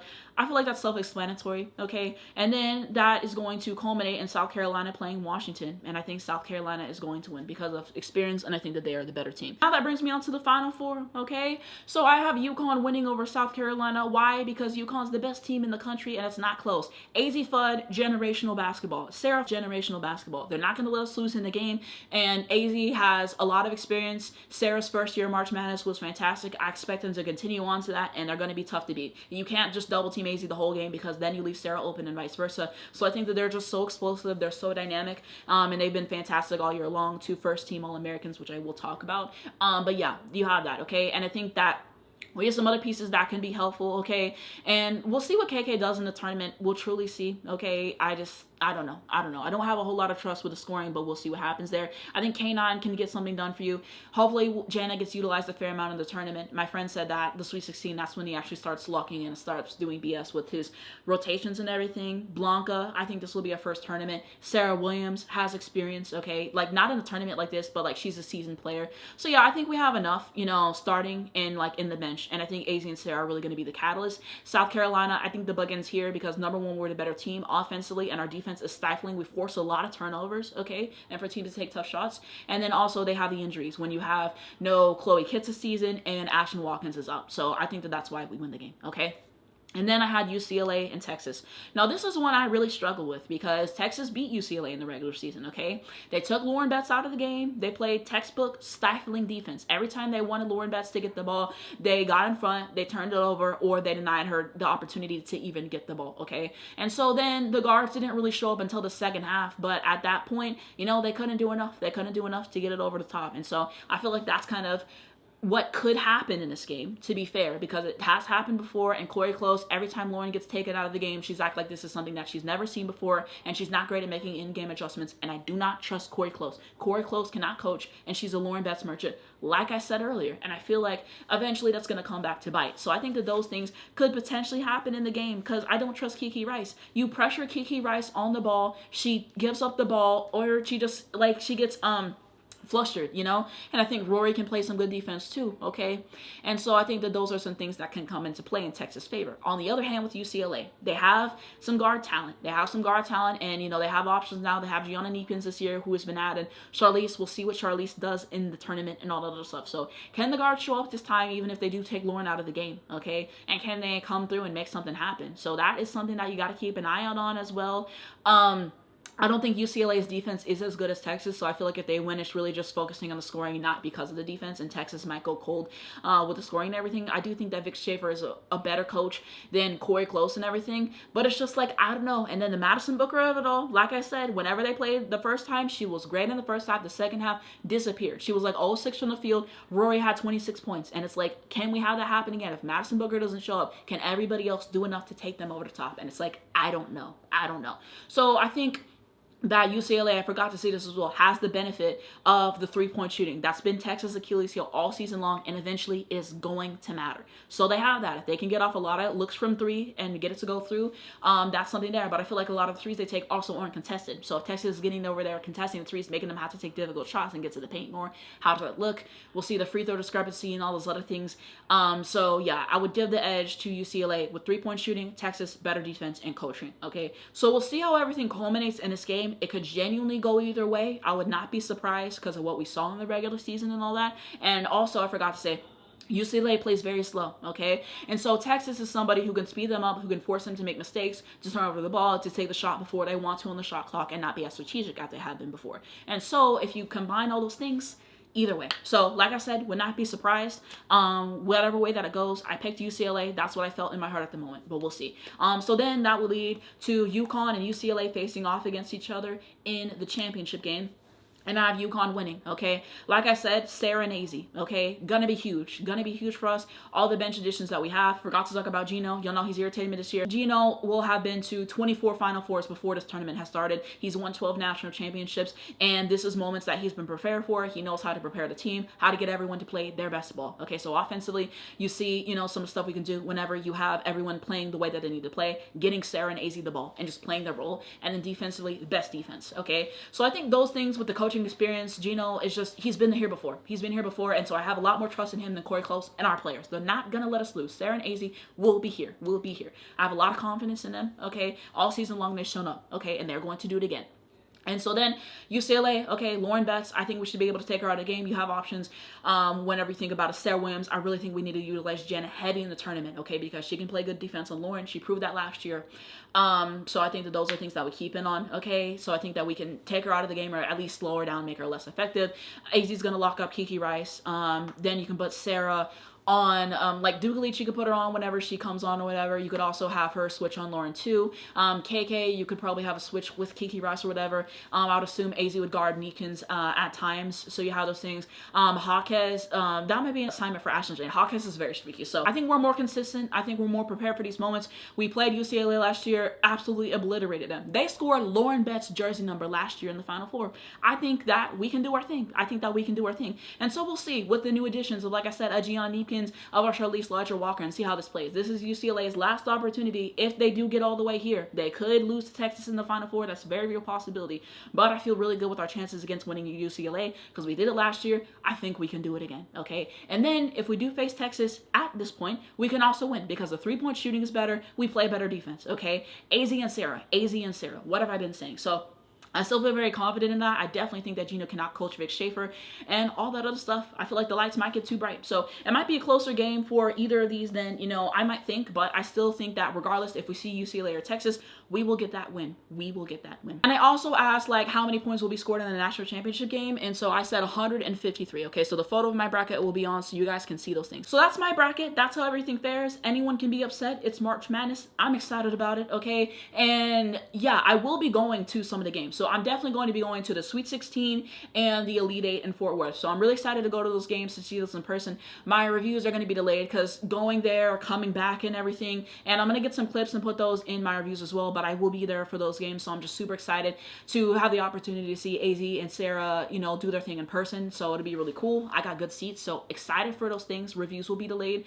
but that's the first time I kind of broken down everything from my bracket. But it was fun. That is my bracket. Let me know you guys' bracket down below in the comments. Also, if you guys have me on on Twitter or TikTok, please send me a bracket. I would love to see it, and we can talk about basketball. Now let's talk about first team All-American, okay? So for your first team, we have Sarah Strong, best sophomore in the country, a 3-level scorer, an elite defender. These are things that we knew were going to come. Sarah is going to get that MPOY as well, okay? So just richly deserved, been consistent all season long. This is baby gold. So right here where she belongs, no one's surprised, okay? And then we also had Azzi, first team All-American, and y'all know exactly what this means to me, okay? Because this entire season, I felt Azzi has not gotten the respect that she's deserved from the media. They consistently downplayed her, and they've not given her her shine. And every time that us Azzi fans pointed out, people act like we're being insane, and it's like, no, it's actually been egregious what the media's been doing to her all season long. So that's one. And then two, with just all the injuries that she's dealt with in her time at UConn and everything, you know, she just really deserved this honor. You know, I thought she was going to be snubbed because all year long she hasn't got her appreciation and everything, and that's what I felt. But I'm just really glad that Azzi is here because she deserves to be here. She's had a really special season. She's drained over 100 threes. I believe she's had over 100 assists as well. Okay, so it's just been special. It's just been special. All the records that she's breaking and that she will continue to break, and you know, with the 3-pointers and like the list and all that other things. So I think it's excellent that Azzi's here. I think it's richly deserved. I think Azzi's generational. #1 pick. I'm telling y'all, coming soon. Okay, so I was so happy to see that for Azzi. Okay, she really deserved it. And then we have Michaela Blakes. Michaela Blakes has had a good season. She's a volume shooter. Okay, I know how I feel about her, but she's had good performances in big moments against Texas, against LSU. Like, those were huge games. Those are huge games, okay? So, yeah, I'm not surprised that she's here. And then we have Lauren Betts, okay? The first month of the season wasn't her best. She really turned it around for herself, though, okay? So, congratulations to Lauren Betts for being here. Like I said, I think she's going to Minnesota. And then we have Madison Booker. Y'all know I'm a Madison Booker enjoyer, okay? And Madison Booker, for the most part, she's had a really solid season, okay? She averages, what, 19 points a game. And I think recently, whenever you had, 31 against Ole Miss, and then you had 18 against South Carolina, like, those are some big performances and some big games, and she kind of, like, needed that. She needed that for sure. But Madison Booker, I feel like, has been consistent. Outside of the big games, I feel like she's been consistent in everything. And definitely Texas is the best player, so I'm not surprised that she's here. And I think that the committee really got this list right, okay? You know, my friends and I kind of talked about who we felt like deserved to be on the list, and that's ultimately what this boiled down to. So I'm just super happy and satisfied with how the list turned out. So that's first team All-American, okay? And then there was another list that came out. I think it was like the USBWA. Sarah and Azzi are on that list as well. And then the WBCA, I think that's for the coaches. That'll come out soon. And Azzi and Sarah should be a lock for that as well, which means that Azzi will get into the Huskies Wall of Honor, which is huge for Azzi. Okay, so that's great. Now we're going to second team All-American. I have friends who are homosexual. Now, there was some controversy with this. A lot of people were like, how did Azzi get on first team All-American and not I have friends who are homosexual? Because I have friends who are homosexual got 15 votes for the first team, and Azzi only got 14. And the reason why, as people stated on Twitter, is because of the weighted scale. Azzi got first team votes, and she got second team votes. I have friends who are homosexual got votes for the first team, the second team, and the third team. And so because of that, and because of this point system and how it works, Azzi was weighed higher, and I think she was 5 points above I have friends who are homosexual. So that's why Azzi made first team, and I have friends who are homosexual didn't. Okay, so that's something to note there, because that's something that I learned for one. And then for two, I also think the fact that Notre Dame is not ranked kind of hurt her in the standings as well, you know, with voters. So that's how I saw it. You know, I think that she's had a great season for what she's been given. The team around her isn't great. You know, she's really had to up her production. You know, she's had some good performances. Overall, I think she's a good player. The 3-ball is not good, so she got to lock in on that. And then also, she really plays hard in defense. Okay, so I will say those things about I have friends who are homosexual and everything, but I think second team was the right place for her this year. Okay. And then we had Joyce Edwards. Yeah, feels about right. Okay, like I said, in the big games, hasn't been great. But she strung together enough good performances to where I think it warrants her being here. I believe she averages 20 points a game. So sure. I think she's probably South Carolina's best player. And then we go into Olivia Miles, TCU. Yeah, Olivia Miles, you know, the Big 12 is a weak conference. And, you know, as a good player, you're supposed to dominate. And that's what she did.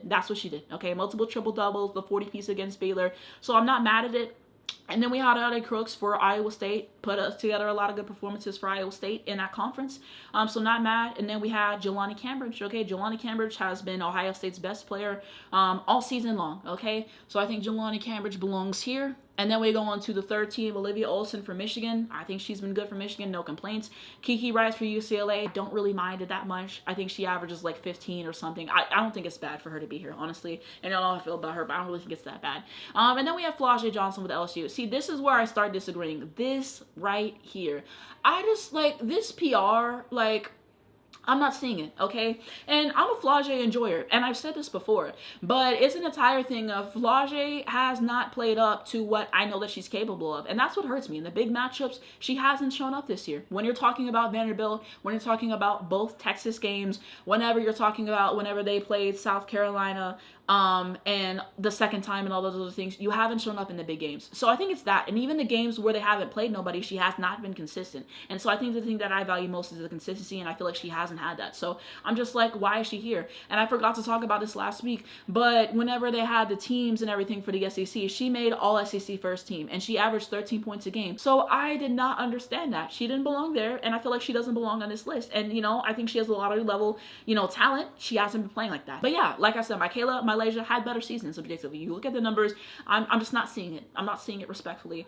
So yeah, Toby Fournier from Duke. I hear good things. I don't watch a whole lot of Duke, but I hear good things. And then we have Raven Johnson for South Carolina. It's not bad. Honorable mentions for me, we had City of Norman. I think City of Norman averaged 18 points a game, so I wouldn't mind City of Norman inclusion. And Claire Strack from Kentucky. I like those players. I don't know, they kind of should have been there. That's some of my takeaways. Now we continue on. I wanted to give some quick thoughts on Azzi Fudd's documentary on Miles That Matter, presented by Geico, okay? So I thought it was a heartfelt documentary. It was very family oriented. You know, her dad was talking about how he played for American University. He talked about how he got suspended after he graduated. So I'm like, what did he do?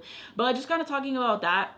And then her mom played for Georgetown, and she took basketball seriously. She was like, you either work hard or you don't. So that was just kind of the mentality that she went in every day and all that other stuff. She's like, I think some of my teammates, you know, might not have liked me or whatever, but, you know, basically that she just loved the game. And that one time she was practicing, and that they literally made her stop because one of the guys from the men's team wanted to practice, and how they didn't really take the women's team seriously. It was all about the men's sports. And so whenever it was Azzi's time to get to play and all those things, it was important that it was a program that really valued the women, okay?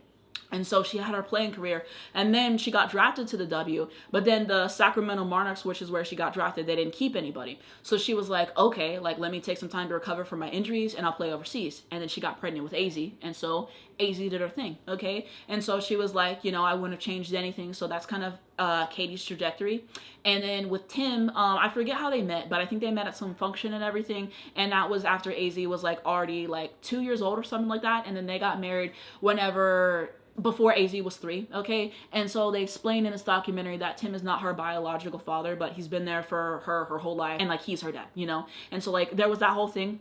And they basically said, like, I just wanted to be dad, you know, and I didn't want to get involved with the basketball stuff. But he was like, she was just not getting the development that she needed to get. And so he was like, I had to step in. I got to make something shake. So then, you know, they spent a lot of time just developing her shot and her fundamentals and all those other things. And, you know, she got to where she's at now, obviously. And so, you know, they went to the old school. They visited. Azzi's like, I don't even remember playing basketball here and all this stuff. And her mom even said, like, we didn't imagine it would get to the point that it's got to. But, you know, she's just been so inspirational, and she's done her thing. And I thought the highlight reel they did for her whole career was cool and everything. And it was just cool to hear them talk about, as a family, all the trips that they used to take, kind of like what that meant to them. And whenever Tim was talking about, you know, showing up for Azzi and just like being that parent, like I teared up for real. Like that was just so beautiful. And, you know, you could just tell that it's good people. And, you know, he said that they had parents come up to them like, you know, you've been inspirational to me, and like how I want to treat my kid and stuff. And just saying like they always cared, you know, just about doing the right thing for Azzi and setting her on the right path. You know, her brothers kind of talked about their experience a little bit, and kind of being brought into the family and all the other stuff. And so yeah, I thought it was a really good documentary. You got to know a little bit more behind the scenes, okay? Fee did a documentary. I don't remember a whole lot of thoughts on it, besides the fact that her dad, where's he from? Sierra Leone, and he came over here because his grandfather was involved in some civil rights stuff and everything. Put the children into sports and everything. And then with Fee, basically, she wanted to be in some of the AU teams. They wouldn't let her in, so they made their own team, did their own thing, and then so that happened there. Fee went to UConn, and Fee is Fee. So I think that was kind of some of the stuff that I remembered from that. And they credited Coach K, who Fee worked with, for her footwork and her development and all those other things. Fee is very humble. She's very family oriented. Kind of talked about Unrivaled. My parents are going to make a way, so I made a way. And, you know, her husband and her daughter and all this stuff. So that was the gist with Fee. But I enjoyed that. Okay, so go check that out if you haven't seen it. Available on Paramount Plus. And some great news is that the CBA is finally here. Okay, they came to an agreement. Salary cap starting at $7 million, up from $1.5 million. Average revenue share of nearly 20% across deals. Supermax is starting at $1.4 million. Average salary in range of $600K. Minimum around $300K. Okay. Some other details. Housing will be provided for all players for the next 3 years.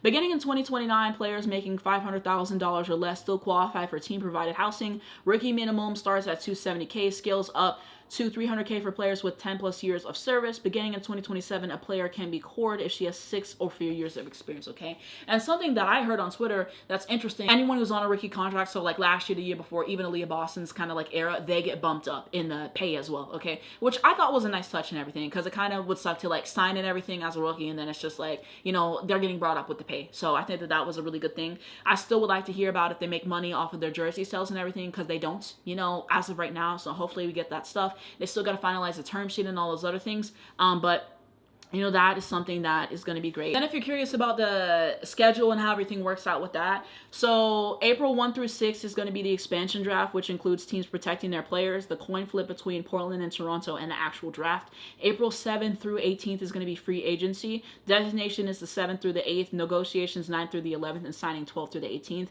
April 13th is the WNBA draft, and then training camp begins on the 19th, and the regular season begins on May 8th. Also important and worth noting, that season, there's going to take 3 weeks off because the women who are going to FIBA and playing and all that other stuff. So that will be happening in September as well. So the season is going to end later than it did last year. Still 44 games. And then we have the 2 new teams, the Portland team and then the Toronto team. So those are things that are really important and worth noting, and some stuff that we can expect for this upcoming season. But overall, I'm just glad the players got paid what they are worth, so richly deserved, and just glad that there's going to be a season happening with no delays. Okay, so still more details and stuff that we're going to learn. They have to finalize the term sheet and do some more stuff. But this was going on for weeks and weeks and weeks, so I'm happy about that. Okay, now I wanted to talk about my Icy Hot experience. Okay, so I just wanted to put on the screen, you know, some photos that I got, me meeting Sawtooth. I have a photo of me with my cousin, okay, me and my cousin meeting Temi Five Benley, a photo of the fit and all those other things. Okay, and so I did an entire vlog on this YouTube channel. If you're watching on YouTube, if you're listening, it's Anastasia 25. It'll be linked down below so you guys can find the video. But on there, I basically explained like how I even got the opportunity, and I just vlogged throughout all of my trips. So it's a lot more all-encompassing and everything. You guys can kind of see it, the behind the scenes, the game clips, and then of course I did reviews for those games in real time, so you guys can check out those things as well. But I kind of just wanted to touch on it a little bit and how this being a company piece and everything, because right after I filmed last week's episode was when I got approval to post a vlog. So I'm like, okay, I can talk about it this week, and I wanted to wear the same outfit that I wore, you know, kind of like as a tribute and stuff. But basically, it was a really special experience, you know, and so it's just so gratifying that I got to get there doing it my way, you know, saying what I want to say in the reviews, and, you know, being myself and everything, you know. And I just said, like, if you want to make videos about whatever it is, as long as it's not hurting anybody, like, do it, okay? Like, people are gonna make fun of you, people are not gonna like your stuff, but like, there's gonna be people who are gonna root for you, people who are excited for what you put out. And so I just never thought me making videos about women's basketball would get me to this point. I just love talking about it so much and engaging with you guys whenever you guys send me messages or whenever I go on live and we interact in real time. And it's just been such a great community that I'm extremely thankful for. And I just have so much passion for this. And so whenever I went on the trip, it was just really crucial that I did everything that I could to give you guys as much content, because I wouldn't have been there without you guys. And just the time you guys spend on lives and watching videos and that investment and caring what my opinion means is just so incredibly special to me. And I don't take that for granted. I always respond to my messages that I get, okay? I even went live whenever I was there, okay? That live, if you were there, you were there. But I just want to say thank you guys so much, you know, for supporting me, because it really means a lot. And so everything was covered the whole trip. So the food, the hotel, the travel, everything. So it was really cool, and I think that seeing Unrivaled in person was just a different experience than what you see on TV. It's a very intimate experience. Like Fee said, there's no bad seats. We had courtside for the first game, so that was cool, and then the seats that we had for the Page and Angel games were really good too. And I was only supposed to go to the Page game, but I asked him, like, you know, can I potentially go to the Angel game? And she made that happen for me to get to see all the games. And you know, doing some content for the social media team and for that to get posted, it's just like, wow. Like, it was just a really cool experience, you know. And I know I said that before, but you know, that's just some of my overarching thoughts on this. And just looking around, and it's like, wow, like making videos, like it got me to this place, you know. And so that's just kind of what I took away from it. It's just one of those experiences where I just really tried to savor the moment and appreciate as much as I could, you know. I didn't really get to see Miami a whole lot outside of the games, because you know, that's mainly what we were there for, and wasn't there for a whole lot of time. But I really did enjoy myself, and I'm just so thankful to Icy Hot for, you know, seeing something in me, and you know, wanting me to come out there, and just was trying to do everything that I could to be a good ambassador for Icy Hot and everything. Like I said, I had to wait for my approval for the video before I posted it. So I just kind of wanted to talk about a little bit what the experience meant to me. I even have the wristband still, you know, that they gave us when we got VIP still with me and everything. Because, I don't know, it's just things you want to remember. I still have my Napheesa Collier signed basketball up here and everything, this new shelf that I got. It's just an experience you can't forget. Looking at those photos, looking at that time, meeting Satu in the airport, stuff that I never expected to happen. So that's kind of some of my overall takeaways on my Icy Hot experience. I had a good time. Jorts FC, we up. Just cool to get to see my favorite players do their thing in person, okay? And so I touched on a lot of the stuff more in the review. This is just an overview, but I didn't want to talk about it because it was time. It was time. No Mariah Carey. So yeah, that's going to be it for this week's episode of Anastasia's Scouting Report, okay? And so I did this episode early for 2 reasons. Number one, because I had so much to talk about with USA basketball and all that stuff in March Madness and the selection. I wanted it to be its own episode, okay? And I knew there was going to be a lot to talk about with that. And then number two, because the March Madness games are going to start tomorrow. So we have Texas, we have LSU, and then I believe Oklahoma plays tomorrow as well, okay? And so I just knew, like, with all of that stuff, and then with Saturday with UConn playing as well, I'm just like, it's just going to be too much to try to get that all, like, it's just going to be like sensory overload. So I figured it would be best if I just got this episode done this week, and hopefully by the time I'm recording this, I can get this posted on Friday before those games start, because that's going to be a goal for me for sure. And then next week, I will talk about those first round games, about the UConn and all that other stuff. And then next week, I'm going to film it early as well because, like I said, I will be going in person to watch UConn play in Fort Worth. And so, yeah, like just with all the scheduling and all the other stuff, it would literally be a nightmare. Like, it's just not possible for me to get it out on time. And I'd rather have the podcast be early than late. I think I've only been late on the podcast one time, and I hate being late. You know, I like to keep up to my promises to you guys and stuff. And part of me thought about, what if I move the podcast day and everything? Because the weekends and stuff, I'm pretty sure that's when all the March Madness stuff is happening. So I think it might just be easier for me if I get these episodes out early, because it's important for me to get the episodes out and all the other stuff. So we'll see, like, when I post it, but the goal, still getting it out every week, still working hard and just bringing what I can to you guys, and just really enjoying to do this every week, like I said, and organize it and all this stuff. It's a lot of fun, you know. But yeah, it was cool to put everything together for this week. And then, you know, the March Madness stuff, a lot of stuff to talk about within that and the news. And then I make videos, you know, up to date with the news that we get and the game reviews, so you will see those things. And then also, like I said, I'll probably go live a few times on TikTok, so hopefully I'll catch you there. I'll let y'all know